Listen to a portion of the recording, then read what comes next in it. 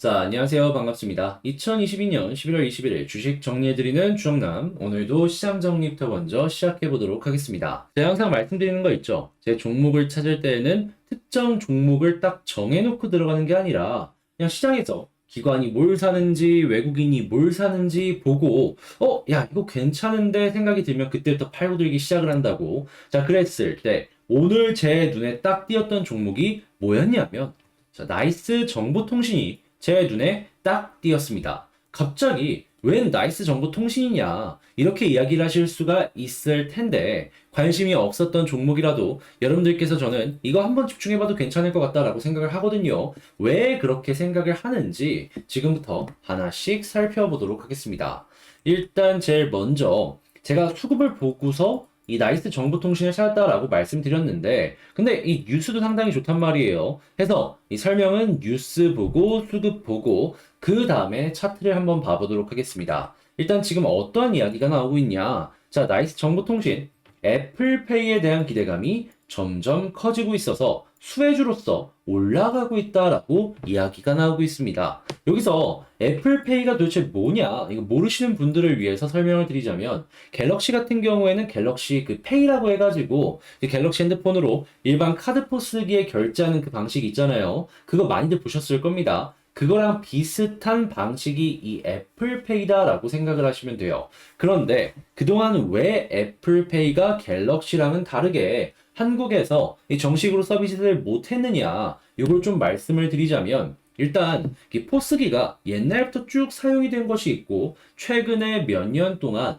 새로 개발이 돼서 전 세계에 이것저것 이 런칭이 되는 이러한 포스기가 있습니다. 근데 이 애플페이는 최신 거를 지원을 하고요. 갤럭시는 최신 것도 하지만 예전 것들도 같이 지원을 합니다. 그러다 보니까 범용성이 높고 범용성이 높다 보니까 한국에서 애플페이는 사용을 못했는데 갤럭시페이만 사용을 할 수가 있었던 것이죠. 그런데 아시겠지만 애플 사용자 숫자 역시도 굉장히 많습니다. 자, 그렇다는 얘기는 애플페이를 만약에 한국에 끌고 들어온다라고 하면은 이 사용자를 우리 원하는 대로 우리의 고객으로 만들 수 있다라고 생각을 하는 카드사는 분명히 생길 수밖에 없기 때문에 이게 언제쯤 들어올까? 이게 초유의 관심사였거든요. 근데 이번에 현대카드에서 이 부분을 확실하게 초기 투자를 하더라도 끌고 오기 위해서 움직인 걸 확인을 할 수가 있습니다. 자, 그런데 나이스 정보통신이 애플페이에 왜 이렇게까지 수혜가 되냐? 이걸 이제 말씀 좀 드리자면은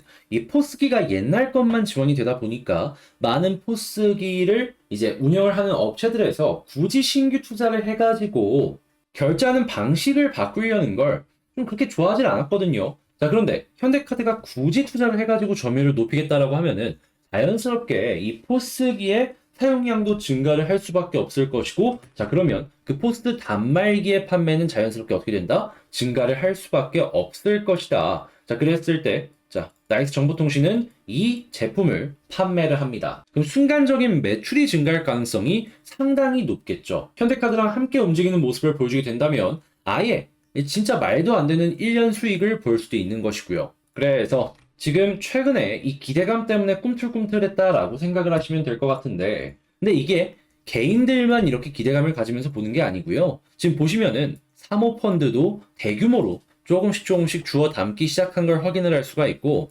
외국인도 들고 그리고 이외 기관들도 꾸준하게 이렇게 매수하는 모습을 확인을 할 수가 있습니다.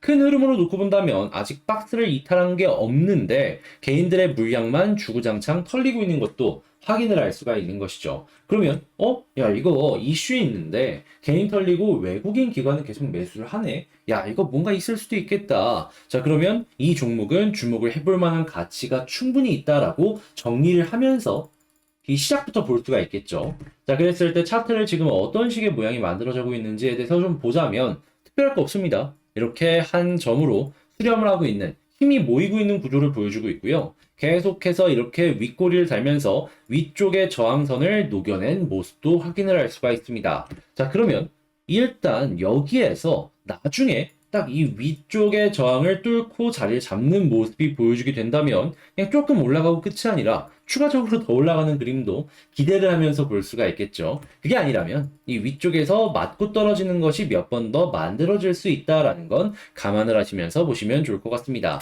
근데 여기까지 간다라는 것 자체만으로도 우리가 먹고 나올 수 있는 자리는 나온다라는 것이기 때문에 볼만한 가치는 있겠죠. 자, 그리고 지지라인 부분은 봤을 때 아래에서 올라오는 요 지지라인 이탈하는 거 아니라면 크게 걱정할 필요는 없을 것 같고요. 자, 그리고 매물대 현재 위치에 있기 때문에 이 부근에서 움직이든가 위에서 움직이게 된다면 받쳐지는 라인도 하나 있기 때문에 이러한 부분은 향후에 행보를 하는 데 있어가지고 편안함을 우리에게 줄 가능성이 높다. 이렇게 말씀을 드릴 수가 있을 것 같습니다. 자, 그러면 지금 방금 말씀드린 내용을 가지고 나이스 정보통신을 총정리를 해보자면 일단 첫 번째 애플페이 관련되어 있어서 이게 이제 상용화까지 되는 모습이 보여지게 된다면 단순한 기대감 때문에 꿈틀꿈틀하는 게 아니라 매출로 연결이 될 가능성이 매우 매우 높기 때문에 이 부분은 기대를 하면서 보면 좋을 것 같다. 두 번째, 수급을 봤을 때 지금 개인만 털리는 모습을 보여주고 있는데 이어지는 모습이 보여지게 된다면 이 수급만으로도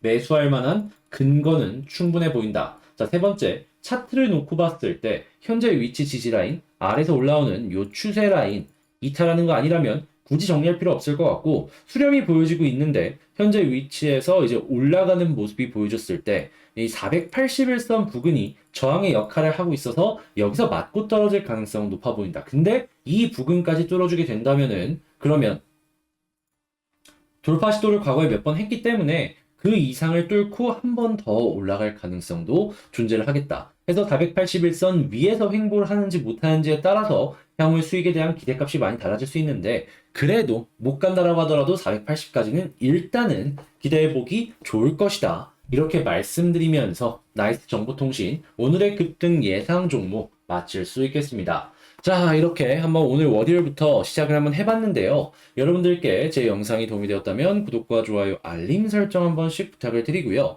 그리고 이렇게 오늘의 급등 예상 종목 같은 경우에는 꾸준하게 보신 분들은 아시겠지만 성공률이 정말 높습니다. 그리고 제가 소개드리는 이런 종목들의 특징이 뭐냐면 약간 빠지는 모습이 보여진다라고 하더라도 수급이 워낙 좋다 보니까 금방 회복하는 모습을 많이 보여주곤 했어요.